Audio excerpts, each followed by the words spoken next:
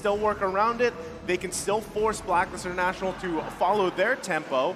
And still, this is going back. How does Louise start these fights up? I don't know. We will see, because we are jumping into Game 4 in the Land of Dawn. Once again, this is Blacklist International going up against RQ Akira in a best-of-5 series. Will RQ bring us to a Game 5? Remember, match point here for Blacklist. If they're gonna get this game, if they can take this game, they're going to continue their journey, but Louise might not continue his. Oh, there's the first blood here for Oh My Venus. Louise, you know, just taking too many hits this early on. That's not how you want to start it up. So now King going to be the focus here. They get the stun. He's in a bad position. You don't want to go down here. Not like this. Haji grabbing a kill. And already off to a strong start here for Blacklist International. That is definitely huge and very troublesome for RQ Brazil. Already 2 members down. Not only Louise, one of your prime roamers, but also your jungler. Ooh, 2-0 start, looking quite shaky. And Blacklist has been able to get this even before level 4. And this is the one thing that we mentioned about Haji on the Farsa. She's going to have so much damage even without that Feather Airstrike. And the fact that she's able to have that mini stun when she can combo out her skills, it's enough for them to use that type of utility to take these really aggressive roamers from RQ Brazil down. I mean, not only that too, but you know, grabbing an early kill like this, always kind of what we see from these mid lane mages running the mystery shop. They get early kills, it gets even more devastating. And when you're talking about someone specifically like Farsa, who the burst damage is already there pretty early on in comparison to Xavier, who needs a little bit more time to build up here, that's going to be pretty devastating here. Very devastating. And on top of that, like you mentioned, the Farsa, there's just so much movement. And once Blacklist gets a little bit of a lead like this, it's going to be very reminiscent of Game 1. They're going to be hyper aggressive. They don't need to rubber band. They're just going to come in hard and fast. Oh, Haji going to wings by wings. Should be just fine here. Now, position-wise, it looks like they're both still going to fight for the turtle here. King going to be taking quite a bit of damage, and like the final blow comes out. Edward looking for the kill. King, though, able to secure the turtle under the nose of Wise as they still continue on. Dawning Light going to come out here, but Wise and Takashi stuck together. Wise falling, Louise with the kill, able to pick one up themselves. Way the Dragon comes out too. Back and forth they go. Now it's Luis on the run. Still going to be chased down here. Can't bob and weave out of there. Trying to run for the hills. Edward on the hunt. It's Louise, but can't get away. Edward able to grab the kill.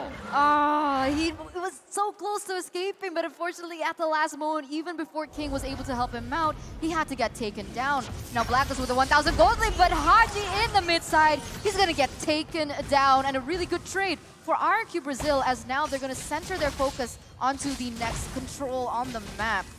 Taking a look at these items now, we are seeing Oheb with a nice advantage, very close to already getting that Blade of Despair in. Everyone else, pretty typical. The only major thing we have to look at is Edward with a slight gold advantage. Overall, though, in the gold lane, things are at a standstill, so that is one thing that Brazil does have going for them here. The gold lead has not escaped too much, only 600 gold, still 40 seconds until the turtle, so I wouldn't count Brazil out just yet. Well, as you saw, Clock of Destiny now being picked up here by Saigon. He's going to try to catch up here with Haji a little bit, but still the focus on the bottom side. Going to make Gusa Lagusa do some work here, trying to bob and weave, avoiding those airstrikes. And still, just going to get poked down a little bit, but look at the patience here. King and Louise waiting around, waiting for an initiation, as well as Wise. He's going to be walking in here in just a second, going to spot out King, and not sure if they want to commit onto it just yet. A lot of focus on these two gold laners by both teams as we find ourselves in a standstill. And even Saigon coming here from the backside for now. What I do notice is that Blacklist, they need to be careful because they don't exactly have a strong initiator, whereas RQ, they have Louise, but once again, Feather Airstrike gonna be popped off just to deal a little bit more damage, to have a little bit more clear, as well as to zone the members of RQ Brazil away, but was it too quick? Well, they know they don't have the feathered airstrike here. Going to be working on the turtle. Wise trying to go in. Heavy spin comes out. It's King again, securing the turtle under Wise. And now it's Oh My Venus going to be trapped here. Oheb there to back up. Oh my Venus, not gonna commit though. Uh-oh. They're still gonna be chasing down Takashi, could be in Haji. trouble. Gets out, flicker from Saigon. Here comes Edward. Electo final blow, but he's gonna get kicked by the way of the dragon. They find King, punishing him down. Make it 2.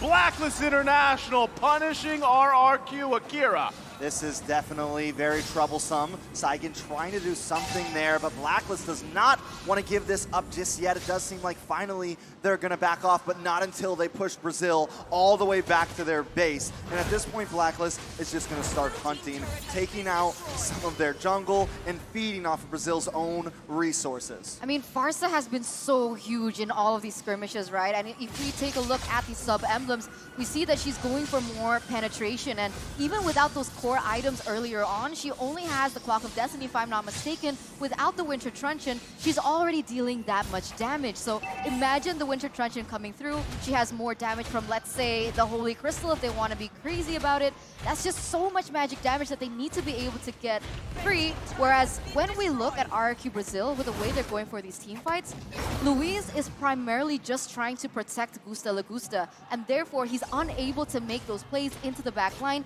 to eliminate these threats like Haji. Yeah, I mean, I wouldn't completely count anyone out just yet. With Saigon not having any deaths, he wasn't too far behind Haji in terms of gold. He has also locked in the Clock of Destiny. Once he gets that Winter Truncheon, there may be some plays to happen. There was the burst right there. They got to respect it, Luis. The bob and weave out of there, the feathered airstrike committed as well. You can already see, though, like some of the damage, especially from Gusta Lagusta, is building up here. Once he gets that Berserker's Fury, if he doesn't have it yet, it will be there. And then again, Electro Flash with that sprint is crucial here on the Irithil pick. Conceal play gonna come out. Luis on the hunt, flickers in. Oh. Oheb able to dodge it, but King also gonna miss. They're gonna find Haji. He wings by wings out, and now it's Blacklist International on the hunt here. Still, RRQ Akira gonna back off. Edward there though in the bush. Wise working on the turtle for now. RRQ Akira, this is gonna be very tough to fight. Saigon's still waiting for that dawning light to be available. The Takashi goes in here. Now the turtle's still gonna be worked on. Everything being committed. Wise with a heavy spin. Able to secure the turtle. Pushing everybody back. Takashi though, deep into enemy territory. Can he get away from this one? It's 4 members of Blacklist International, and you can't get away from that, Takashi. Definitely cannot get away with that. The thunder has been quelled as Blacklist rolls forward on this match. I gotta say right now, it is definitely an intense game 4. The only thing that Brazil has going for them, and I was about to say it, but now it's not true, was they were even in towers. But at this point, Blacklist is coming in strong. Luis, oh. Luis, that is a misstep on his part, as that was 3 members. Now King trying to come up with a cutoff here, but still going to be the same situation. There's just too much sustain, not enough damage from Saigon just yet. 5,000 gold lead for Blacklist here in the 8th minute, and they're trying to push the tempo even worse. And here you go, Takashi. He's gonna get pinned. Gets pinned down, heavy spin, able to pick up another kill here. And Blacklist International furthering their lead in this game 4. It's so difficult, right? Because so far, like I've mentioned before, I do realize that Blacklist, they don't have a hard initiator. So they are relying heavily on Haji for these initiates. And it's working so well. And for the moment, and for the most part, RRQ Brazil, they haven't been able to even build that magic resist. We do see the cloak coming through for Luis, but it hasn't reached that point. Okay, there you go. The Athena shield finally being built, and he's the only person who can try and negate that much damage coming in from Blacklist. And the fact that he's only built it here in the 8th minute, 9th minute, it's no concern that Blacklist has been able to dominate this much already early on. Yeah, and I mean, the big problem is the fact that he's just getting to hold on a second. Okay, Wise though, gonna use the heavy spin. Luis gonna get locked down here. Gonna be a kill going over to Oheb as they find one from RRQ Akira. They're still going around though. Wise gotta be careful. They're gonna back off. Feathered airstrike to follow up, forcing out everything. And RRQ Akira now down 1 member. Lord in the taking for Blacklist International.